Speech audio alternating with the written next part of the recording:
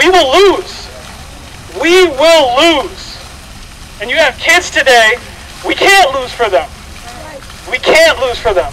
31 years I've been in Newark. South Ward, Weequahic and Maple, that's where I grew up. I love this city. I love this city. Violence that's going on there, violence that's going on in the South, I refuse to believe that humanity has given up. That's why I continue to fight. I know you all have reasons to continue to fight. I know that, you know, the older generation, you got into this for a different struggle and a different reason, but it's all the same. If you love your fellow man, if you love this city, if you love your neighbor, if you love your brother, continue to struggle. Black lives matter. Thank you. Yeah. All right. Awesome. Thank you. Yes, I'm so glad to see Black Lives Matter here and see the young people here, because I will not be here forever.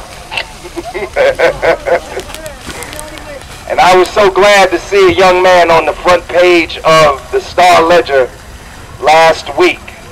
He helped organize a movement against police brutality in Maplewood. And they had a victory because they got the police chief suspended. So I want that young man to come forward. T.J. Whitaker, give him a big hand. T.J. Whitaker, give him a big hand.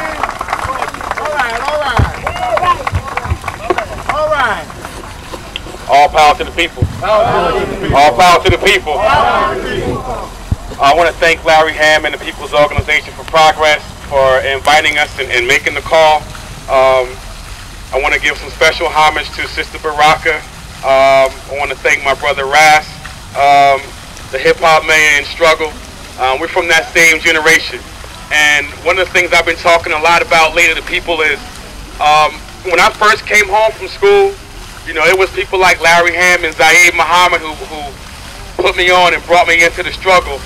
And 25 years later, it's our turn now, right? There's no more looking to the elders.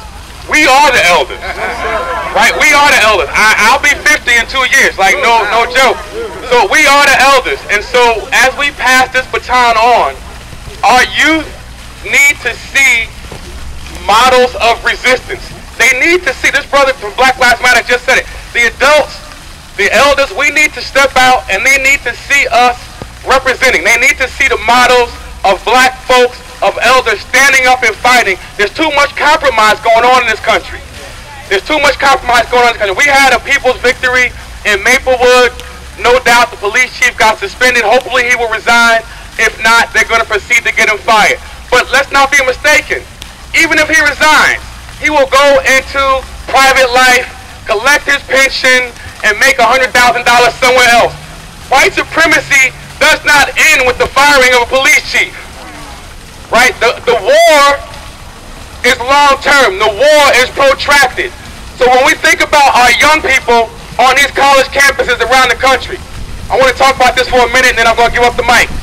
But one of the things that's happening, as the best and brightest from Newark and East Orange and Irvington and around this state, as they go out to universities like the University of Virginia, the University of North Carolina, even when they stay home and go to Rutgers University and Princeton, we need to understand that every one of those institutions was founded on slavery. They were founded on the backs of our ancestors. So here's what happens. When our young people come to consciousness and their dormitories and their libraries and their student centers are named after the very racist and white supremacists that founded this country, they protest and they stand up. And do you know what happens? The same 20 and 30 years old that organized that rally yesterday, those are the folks that they're going to school with. Those are the folks that they're on campuses with all around this country. So our young folks are standing up. We got to stand up with them. Now is the time to fight. No more compromise. All power to the people. Power to the people. Thank you. Yes, sir. Yes, sir. Thank you. As I bring on the next speaker, which will be from the Newark Anti-Violence Coalition, I just want to say that the FBI came out with a report last year, 2016, that police forces all over the country and at all levels have been infiltrated by white supremacist organizations. This is the FBI's report. This is not anecdotal evidence. This is based on information gathered by an investigation of the Federal Bureau of Investigation. So these racists have found their way into police forces at all levels, at the local, county, state, and the FBI said in its own bureau. So this is a serious problem. But right now, I want to bring forward a spokesperson for one of the foremost organizations in this city and in this state fighting violence in our community, the Newark Anti-Violence Coalition, and speaking for them today, Brother Bashir Akanyele. Give him a big hand.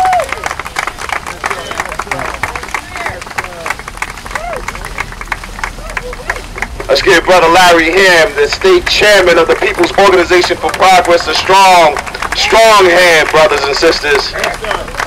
He is, as far as many of us are concerned, but particularly me, he is the most legitimate, real leader of our people, man. Not some concoction by the media, by Facebook, by Twitter, by the powers that be, by the police, by the FBI, by the CIA. This brother came from our community, and he's been here organizing our people for power for a long time. So again, let's give him a strong hand. Not gonna be long, just gonna be strong, all right? You know, we say this in the Newark Anti-Violence Coalition, we say, stop the violence, right? That's how we say stop the shooting, right? They're gonna repeat after me. Stop the shooting. Stop the killing. Stop the violence. Black power. All power to the people. Hotep. Hotep is an ancient African word for peace, probably the oldest, as Dr. Ben would argue, it is the oldest word for peace in human history. I know we heard of Dr. Ben, right? Some of y'all heard of Dr. Ben? Master teacher, right? All right, that brother's taught us that Hotep is the oldest word for peace, so we say Hotep, Hotep, Hotep, peace in the streets. Peace in the streets. Peace in the streets. No justice, no peace. No justice, no peace. Black lives matter. Black lives matter. Black lives matter. Brothers and sisters, I echo everything everybody else is saying. We're going to continue to organize against racial violence. This is racial violence. This is something that the Newark Anti-Violence Coalition speaks against. All right, we speak against police violence. Some people say, why y'all talk about police violence? We talk about all violence affecting black and brown and poor communities, all right? So we speak against police violence. We speak against community violence, or what folks call black-on-black violence. We speak against domestic violence. Yes, we must protect our women. So we speak against domestic violence, and we speak against racial violence. When we saw, I was with Zaid Muhammad. We were watching the news, and we saw what happened over there, and I said, we got to do something. Our brother jumped on it first. Power to the people. Hopefully we'll do something, but we all need to be out there doing some condemning the violence, the racist, terrorist violence that's taking place in this country, brothers and sisters, all right? You know, I had to bring my children down, because I'm a father, I'm a school teacher, I'm a father. My middle son, you know, we struggle all the time. He's over there shaking his head right now. We struggle all the time about politics, because he's more along, believe it or not, even though he's an Akanyele, and his family is very progressive. My son, man, he's on that conservative tip a little bit. But I'm calling you out, Khalil. But I had to bring him down. He's upset about the violence, you know, despite his politics. He's upset about the violence. He's upset about the violence. You know, I'm a school teacher at Weequahic High School. You know, any Indians in the house? IP. And I talk about this in my classroom all the time. You know, I'm very pro-black, very Afrocentric, but at the same time I teach my students, who are mostly black and Latinos, I say that we can be pro-black but not anti-white, all right? We can all be pro-black but not anti-white, all right?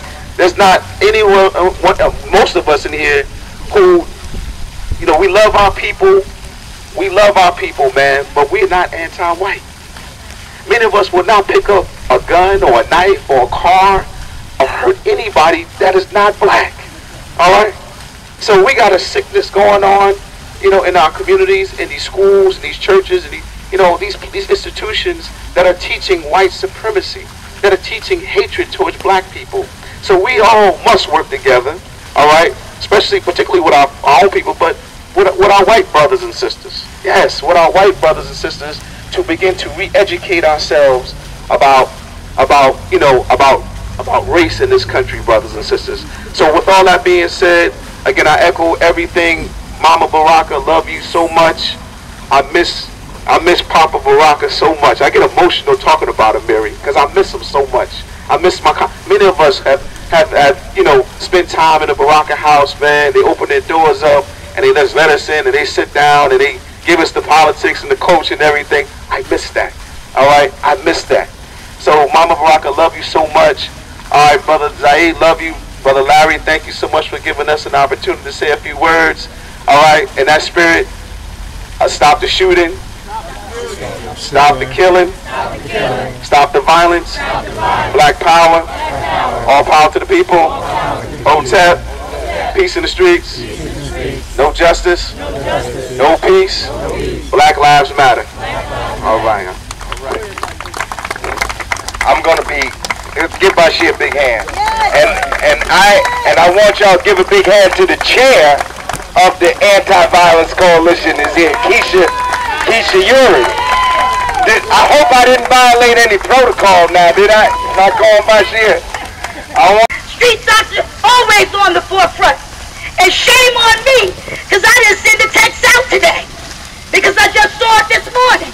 But there should be everybody out here to be. This block should be, but God has who he wants to. So that means tomorrow, if each of you just want 5 people, how about that? If each of you just reached out to 5 people and said, I need you with me. Because if you're a leader and ain't nobody following you, you just taking a walk. How about that? If you're a leader and ain't nobody following you, you just taking a walk.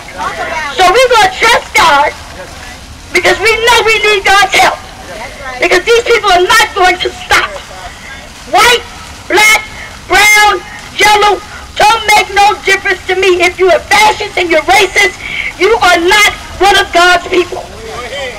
God is a God of justice, not injustice.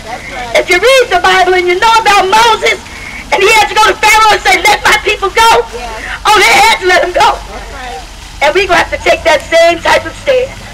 We're going to have to start speaking up. I thank God for Raz Baraka, the mayor. I thank God for Amina Barak. I thank God for Larry Ham. Because I was one of the ones who used to be silent. I used to sit on the side and just watch all this stuff happen. But God has given us a voice. And shame on us if we're silent with it. God bless you. God bless North. God bless this state. God bless this country. And God, please help the world. Yes. And I'm going to say one last thing. He might not be scared to come for us.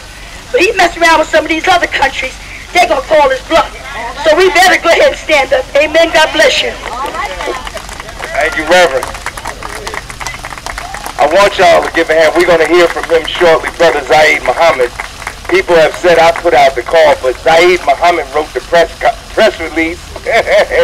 He set it up. So give Brother Zaid a big hand. Give him a big hand. Did James Harris leave? He was standing right here. James Harris left. Let's hear from my man. He's been on the phone with me all night, all morning. Street doctor, give him a big hand. Thank you. Peace, family. I'm going to be very quick.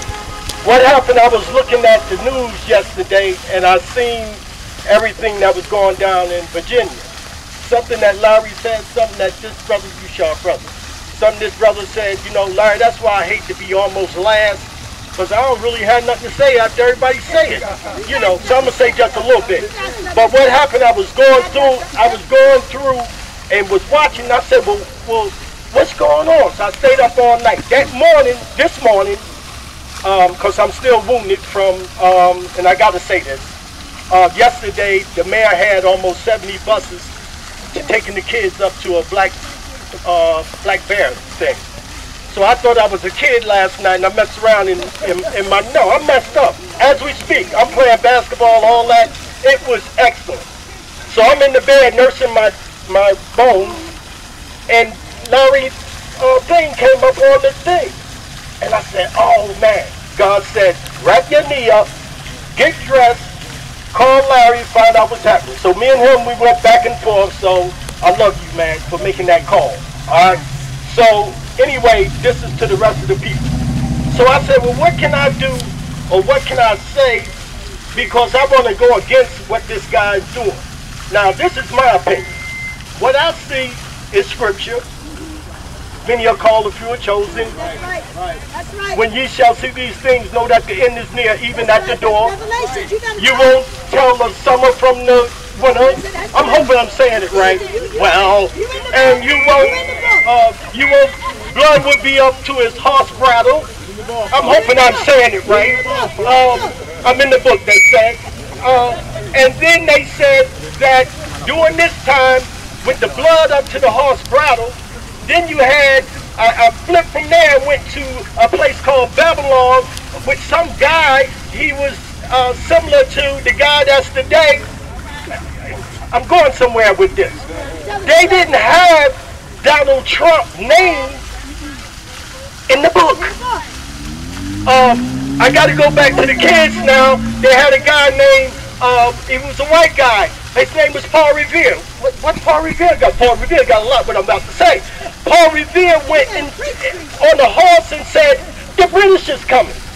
Do you know you had people during that time asking Paul, why did he ride a horse? No, there's some deep stuff. Larry made the call. The mayor, he makes calls. And we follow the call. And the call is good. I don't ask the mayor, why did you make the call? That's right.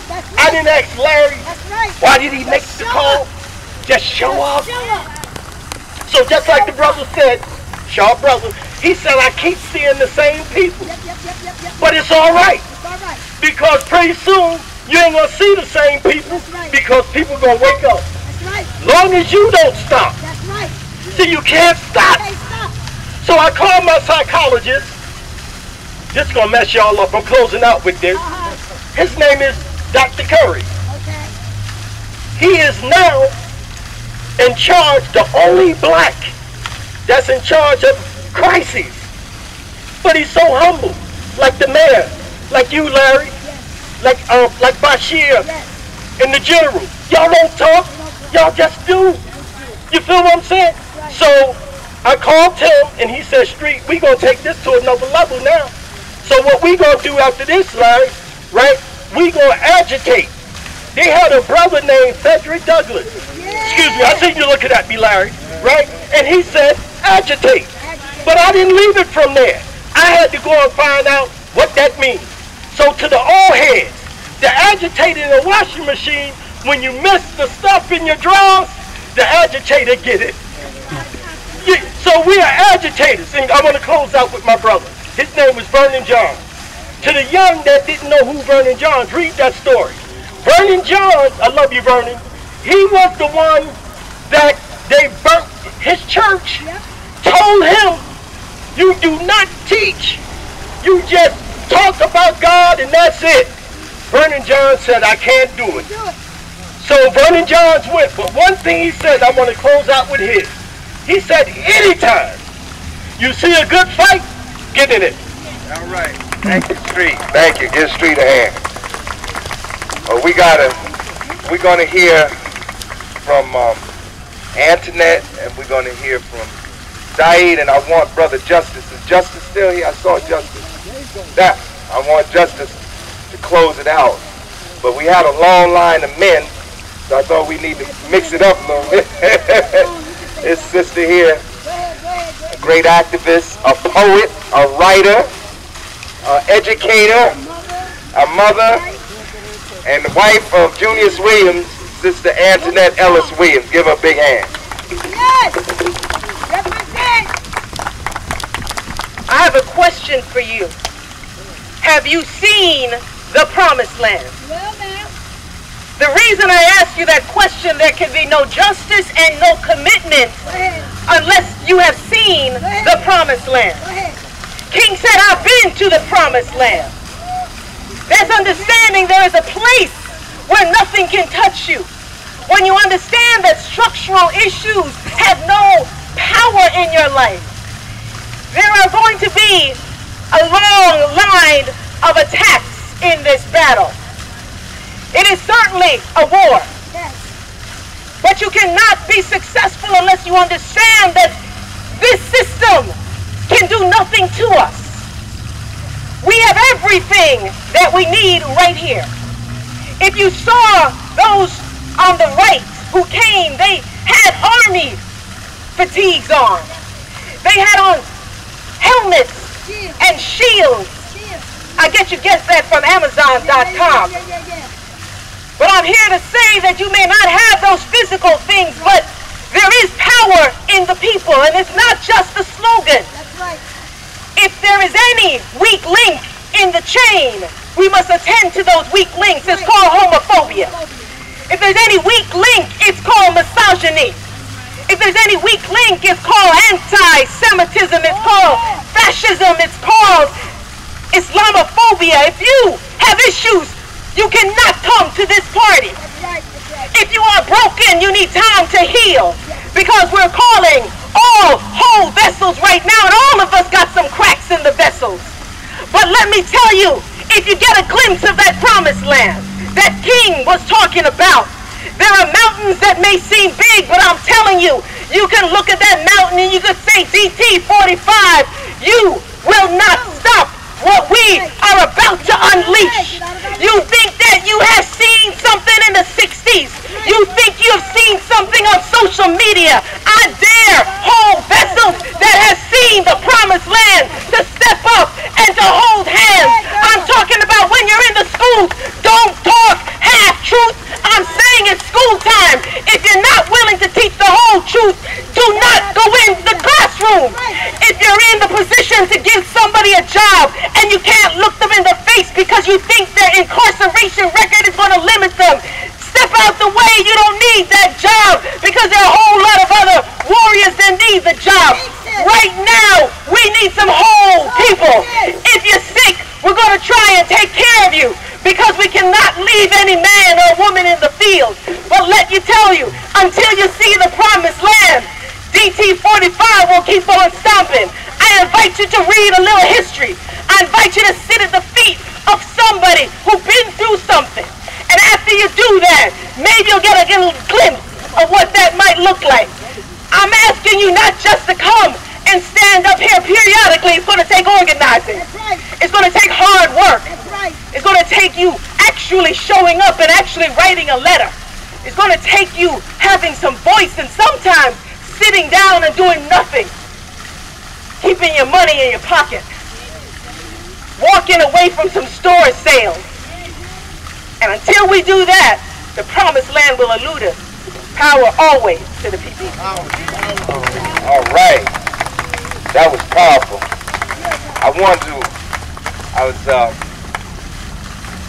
We need to hear from some of our white brothers and sisters.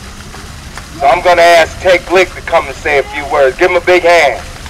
Ted Glick is a real activist. He was protesting, went to jail, and had to serve time in federal prison for protesting, for hanging the banner, right? That's right. Give him a big hand. Ted Glick. Thanks, Larry. I wanted to also thank Larry for making the call for this action. I actually, I was on vacation. I got back late Tuesday night. Friday night, I started hearing about, looking at on Facebook, what was going on in Charlottesville with the Nazis and the Klanners and the alt-right and the white supremacists with their torches, chanting blood and soil, taking that from Nazi Germany, blood and soil, chanting that. I saw young white people, unarmed young white people standing up to them, I saw that and I got hooked into what was going on in Charlottesville. So I spent yesterday watching the TV, checking Facebook, following it, looking at CNN, looking at MSNBC, looking at Fox News even. I wanted to see how they were covering it. And I was just struck by how bad these guys looked on all these racists, how bad they looked on all of these stations. So I think that's one thing that's important. This was not a victory for the racists and the white supremacists in Charlottesville. It was a setback for them. It was a political setback.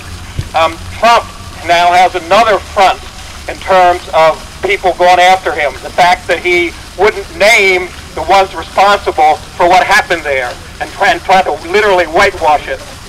So that's one thing. Another thing, I learned about, and I've heard of this group before, there's a group called Rednecks Against Racism. They also go by the name, I believe, Redneck Revolt. These are white people, primarily young people, I'm sure. I know very little about them, but I urge you to check them out. They were major players in the action yesterday in terms of the people protesting the racists. They have chapters throughout the country, maybe 30, 40, perhaps more. And these are young white people who are standing up against racism in bastions of racism in places, I mean, it's bastions all over the country, of course, including Newark. But these are young people who are coming forward in this period that we're in right now, stepping up. So I'd urge you to check them out. That's a real important development in terms of the movement. The last thing is this. From watching all the news yesterday, trying to find out what was happening, trying to see what was going on, at one point I heard somebody saying on one of the stations something to the effect that they had seen the car driver, right? The guy who did the terrorist act of driving into the counter-protesters, that they had seen him consulting, like with some other people. And this guy was saying something like, it's like they were telling him, okay, now's the time to go. So we need a call for investigation into not just the guy who was caught, but the rest of them who were probably involved with this guy in this planned terrorist act. So, you know, let's keep this up. It seems to me, from my experience in the movement, this is a moment on the issue of racism and the issue of rising fascism in this country that we can really work with and we can make progress with and we can deepen our alliances and get more people to understand what's going on and build the movement. So again, thanks Larry and thanks Pop for calling this action. It's really critical that we've done this today. It's happening around the country. These actions are happening around the country and we need to keep this movement going and building it. Thank you. Thank you, Ted. That's right. So we're going to hear from Brother Zaid, we're going to hear from Brother Justice, and then we're going to close out with my brothers that came all the way from New York, Carlos and Angel. Come on over, we're going to hear from y'all too. But right now, we're going to hear from the Chief Information Officer of the People's Organization for Progress, the Chair of the Political Prisoners Committee, Brother Zaid Muhammad. Give him a big hand. Give him a big hand. Newark's Black Panther. All power to the people, everybody. I didn't come prepared to say anything, of course, because we had so many words from so many quarters, hitting so many marks, we say in acting, that are right on point. But since I do represent a certain kind of legacy, I'm going to use my remarks to say something that speaks to the place of that legacy and how it informs us in this moment. First, let us appreciate militarily that what happened yesterday was absolutely preventable, right? So when we put the pressure back on the pig, it was absolutely preventable. Most states will not even allow you to march with signs that have sticks on them anymore. Those jokers came out with torches. Right. If that had gone, this whole thing could have been a lot worse than the casualties we saw as a consequence of that car. So the pigs got to be put on blast for that, right? Second, you also need to understand that they clearly did not protect you. To this day, all up and down these states, even in communities where we got them on watch like this one, they are not the people to call, unfortunately, when we got real problems, because they tend to make things worse until we change that game. So what does that mean? It means what some of our ancestors and some of our elders and some of us who come from a certain kind of tradition have always said, that you need to be prepared to defend yourself. We need armed formations in our community that are trained and disciplined to protect our people when our people are doing the right thing. We need armed formations to keep forces from coming into our community and dropping drugs and terror and confusion and all that mess that we don't need. We need armed formations to be equalizers when other armed formations come before our people and seek to strike terror in our people's lives or seek to maim and kill us, whether they be official or unofficial, whether it be in dark uniforms or white robes. We need to understand that there is always a place to defend yourself, and we need not apologize ever to any compromising, buck-dancing elected official that looks like you or some racist who is enlarged and in charge from Trump on down. If they are willing to use violence to hurt us and deny us our human rights, then we're willing to do whatever is necessary to make them stop. Holler if you hear me. All power to the people. All power to the people. All power to the people. That is a tradition that we must honor and defend and also nurture and guide and direct, because it is absolutely necessary. So, as the party also said, we bring it back to the political mission, the political point of challenge. Back in 1969, the party called for a national united front against fascism. Guess what? We need to be sounding the drum on that march. Because it's all political in here. We need a united front against fascism. So the time for that is now. So we say we love you, we have each other's back, stand strong, train. Challenge our young folks not just to show up, to make sure that they are properly trained in everything they need to be trained into, from prayer to packing whatever they need to pack. Holler if you hear me. All power to the people. Give him a big hand, Brother Zaid. And tomorrow you're going to be on top. You're going to be at the top of the list tomorrow, I promise. And I don't want y'all to think there's a whole lot of sunlight between me and Zaid on the question of self-defense. I wholeheartedly endorse black people's right to self-defense. Oh yeah. The Second Amendment does not only apply to white people. It applies to black people, yellow people, red people, white people. It is a human right to defend yourself against unprovoked violence. So I want people to understand that on that question that he and I share a perspective. At this point, I want to introduce Brother Justice.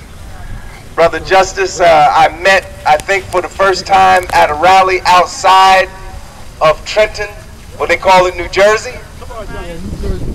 New Jersey State Prison. He was at a rally. He's an advocate for our brothers and sisters on the other side of the wall.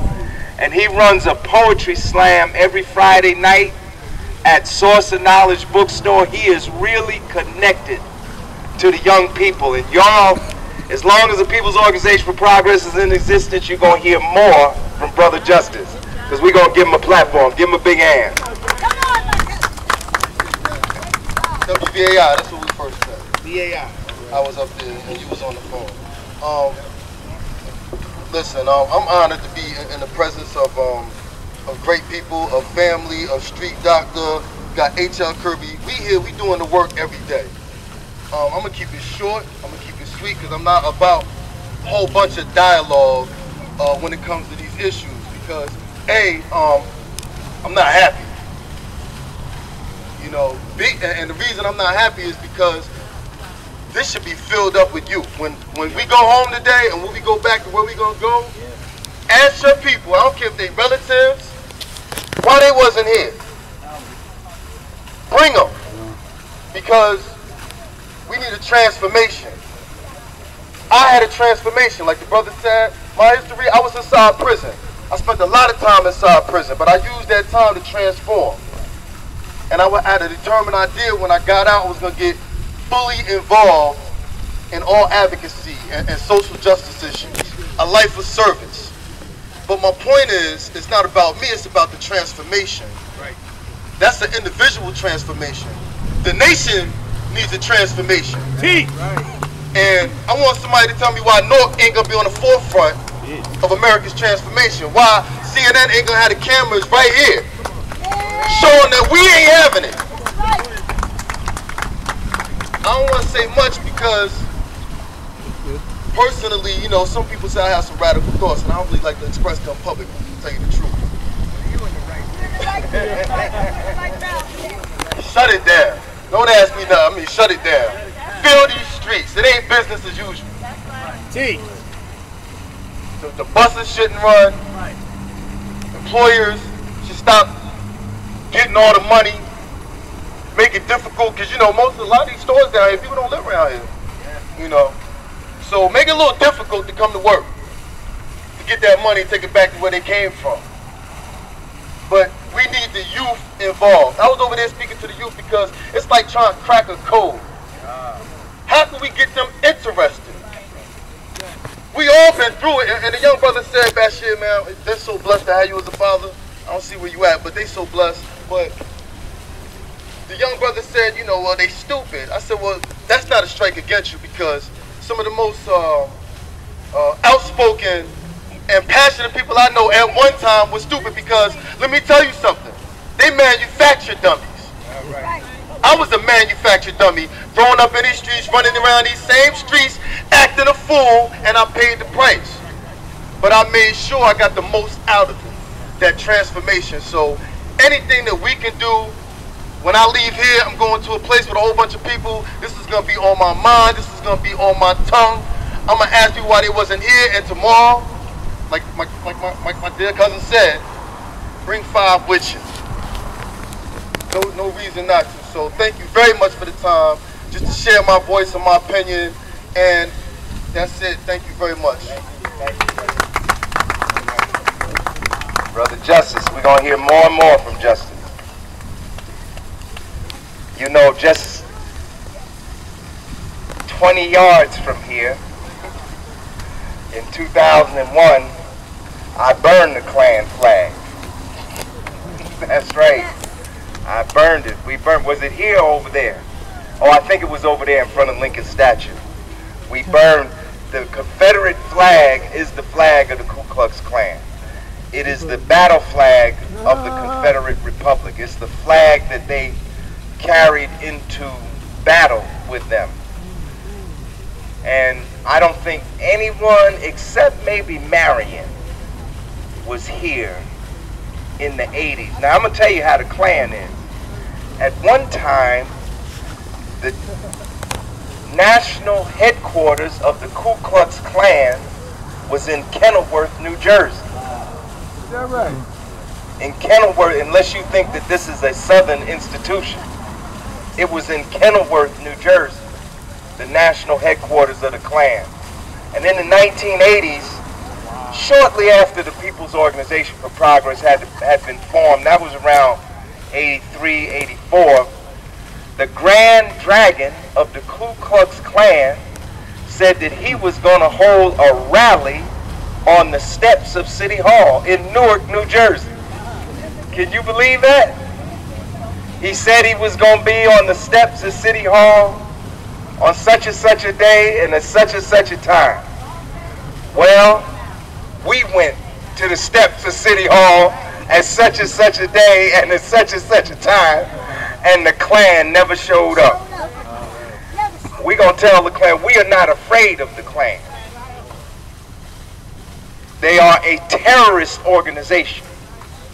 They terrorize people, mainly black people, but not exclusively black people. The Klan's ideology was against Catholics.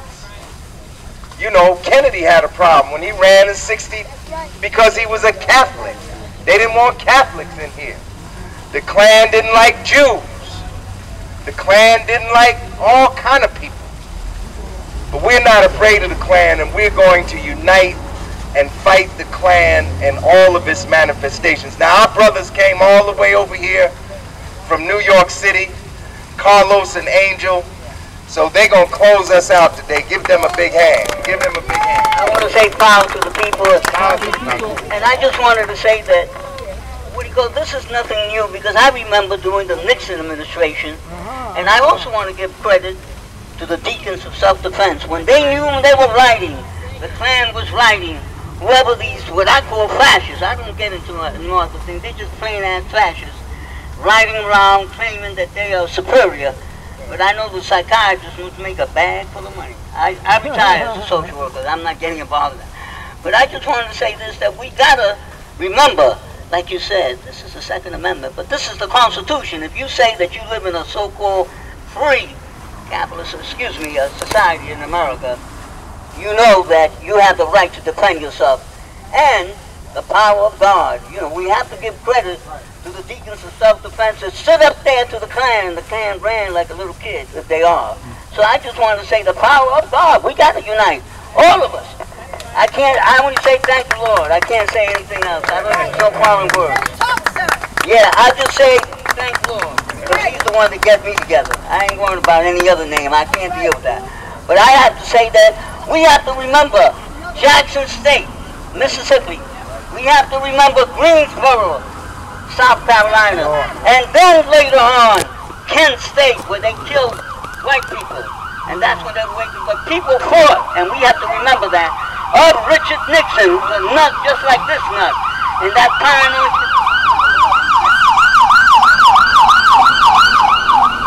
We have to remember all these years before of Richard Nixon that has the same game as this nut here now.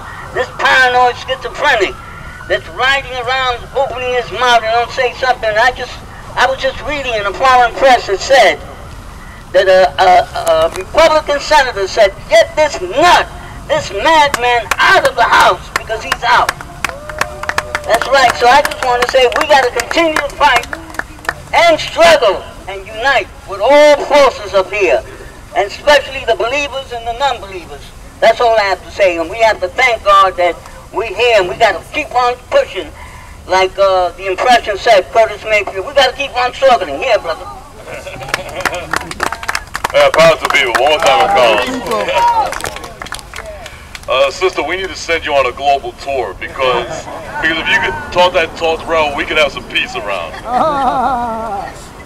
Let's see, sister. Thank you. And thanks to the chairman for giving back a little history, because the Klan in Newark, that sounds unimaginable, but then again, what we saw today, some of us still think it's unimaginable. And because of that, we need to really unleash our imaginations here, because prepare not just what we have to do, but what could happen, because who knows what could happen. I mean, it could have been a massacre yesterday. It could have been. So we got to think of it that way. But that's a martyr that we have to mourn, and we have to bring justice to that case. But part of our struggle to bring justice, and the reason why I was mentioning thinking globally, is that we need to reach out to our friends internationally. I mean, we have many progressive movements in the United States that give support and solidarity all around the world. Just to mention a dear brother, I know who would be here if he heard about it, Anthony Monteiro, former National Secretary of the North American International Movement in Solidarity with African Liberation back in the 70s. We need to think about building a movement in solidarity with our oppressed peoples right here in the United States, all around the world. Let the whole world go to your email contacts, go to your media friends, and be willing to just go around the world and say, look, this is what's happening here. Just like with brother Minister Malik Chavez, Brother Minister Malcolm X said, bring this case to the United Nations, but bring this case to an international audience. Let the whole world what's no God here. If the streets are paved with gold, that's the gold they stole with us. Thank you. All right. All right, everybody. Thank you for coming out. Look, tomorrow at 5 o'clock, meet us in front of the Federal Building, 970 Broad Street. This is going to be the first, probably, of a number of anti-racist actions that we're going to have. And everybody get on the phone tonight, get on social media, spread the word whatever way you can, and let's try to build this movement up.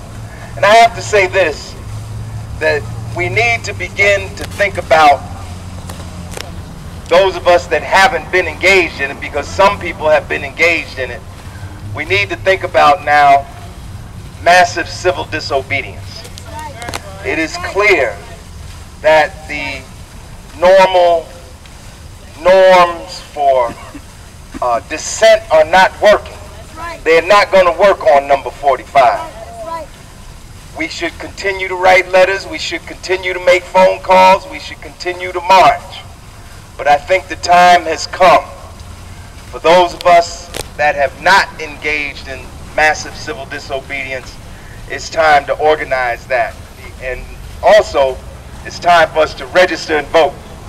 So we need all aspects, all tools, our votes, our dollars. I tell you where else I'm going to be. I'm on August 23rd. I'm going to be in front of the NFL headquarters supporting Colin Kaepernick. Yes, we need to support that brother. He went out there for us, and we should not leave him hanging. He should know that he has the love of the people nationally. And let me just close with this. I am a product of the Black Power movement. At the age of 17, I was appointed to the Board of Education by the first black mayor.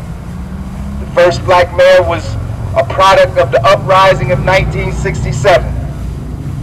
And in 1971, I was appointed.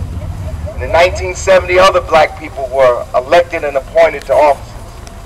I am an advocate of black self-determination, and I am a fighter for black liberation. But I understand this. We are in the belly of the beast. We're in the epicenter of worldwide imperialism. It oppresses us here at home, and it has the people of the world in its grip abroad. And ultimately, while we labor in our separate movements for our particular struggles against our particular oppressions, ultimately, we are going to have to bring our movements and our peoples together into one powerful movement. To not just get Trump out, not just to get his regime out, because I'm going to tell you, if we get Trump out and we get his regime out, there'll be another Trump and another regime. Trump and his regime are a product of a system that thrives off the oppression and exploitation of the masses of people. And ultimately, to build the kind of society we want to build, we will have to do as Dr. Martin Luther King said in his book, Where Do We Go From Here, Chaos or Community? We'll need a radical transformation of our socioeconomic system, a radical redistribution of power and wealth. Nothing short of that is going to bring about the change that we want. I'm 63 years old. My people were in a terrible condition when I was 3 years old, and they're in a terrible condition at 63 years old. Because the one thing that hasn't changed is the system. We need to change this system. And we need to build a movement. We don't need to be like Trump. You know, we need to be the opposite of Trump and build a movement for the liberations of our particular peoples, but also for human liberation. I don't think that it's wrong for us to develop a planetary consciousness. I know some of you want a black consciousness, and I'm for black consciousness. But brothers and sisters, the world is our community. Not just Newark, not just New Jersey, not just the United States. The earth is our community. And we must develop a planetary consciousness. We must see ourselves as the caretakers not only of the particular communities and peoples from which we come, but of the entire world. Because if they cut down all the trees in the Amazon, we will suffer here in the United States. If we don't stop fracking in America, it's going to hurt people in the Caribbean. Don't you know the earthquake in Haiti, they believe, was caused by fracking? When terrible events happen in other parts of the world, we can't eliminate global warming unless you have a planetary consciousness. You need a planetary. This is your world. This whole earth. And we have to take care of the whole thing. Beyond borders, beyond our ethnic groups, beyond our racial groups, beyond our nationalities, we are all interrelated. And this is what Dr. King was talking about. We are caught up in a web of interrelatedness.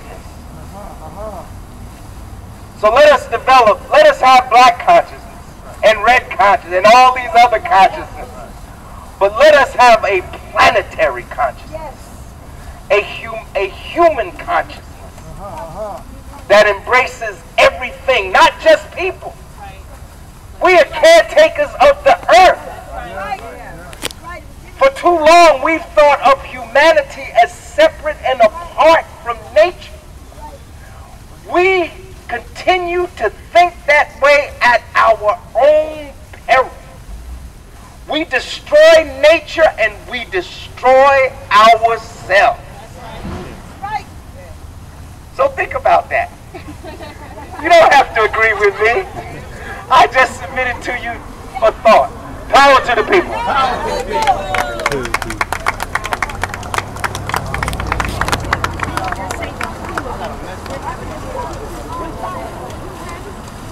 Hey.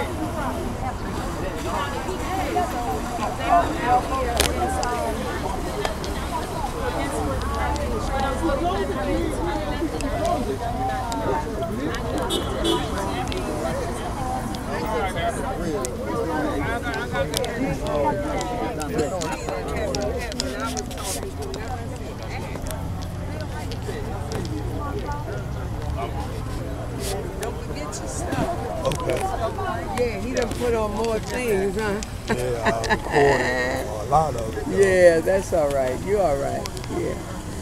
I'm going because maybe I'll see them tomorrow down at the Federal Building. I don't do it every Monday, but I guess I do it tomorrow. I might go down there. Yeah, whatever. You do what you do, okay? But take care of your business, okay? And this is nice here with that on there, that work. Yeah. No, I'm not into that. I told you I'm not into all them things. That's your problem. Stay off Facebook so much. Stay off. Get it back on, but stay off. Yeah, but don't put no more pictures unless you just put your face, okay? Or you got a nice outfit and you want to post that. Really? I gotta find a bathroom in Penn Station. I'm going. You see me easing, right? Gene, talk to you later, okay?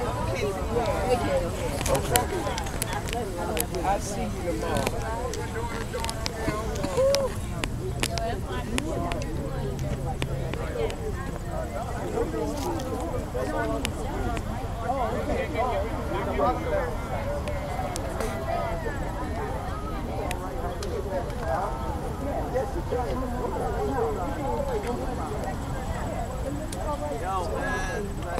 Thank you. How you been? Two heads are better than one. I know, you remember, yeah, but you've been trying to get some rest and enjoy yourself. Yeah, slow down. 3 days in a row. Yeah. I know it's hard because you've been doing this so long.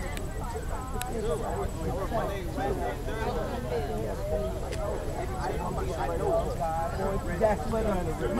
You sit you down, as we say. How you doing? Good, to sit you down.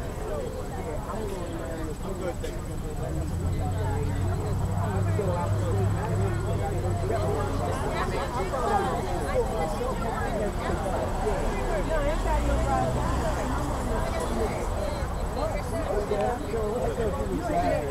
I My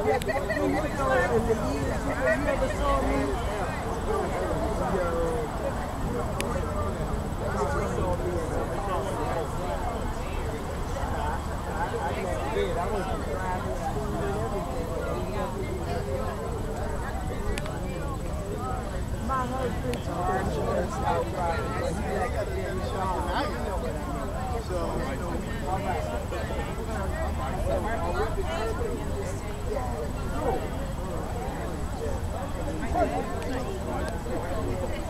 Okay, all right, well, I'll see y'all then. I'm going to jump on the bus.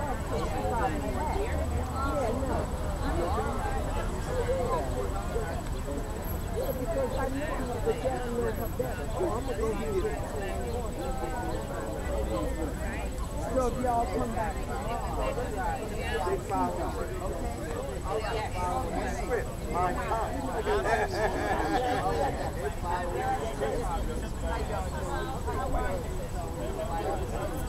Y'all need a ride?